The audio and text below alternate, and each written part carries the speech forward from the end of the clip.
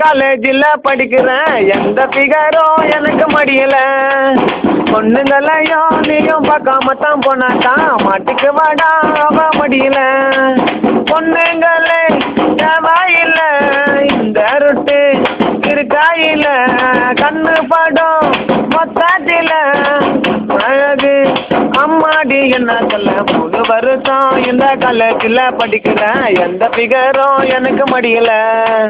பொண்ணுங்களையும் நீயும் பார்க்காம தான் போனாக்கா மாட்டுக்கு வாடா அவ மடியல.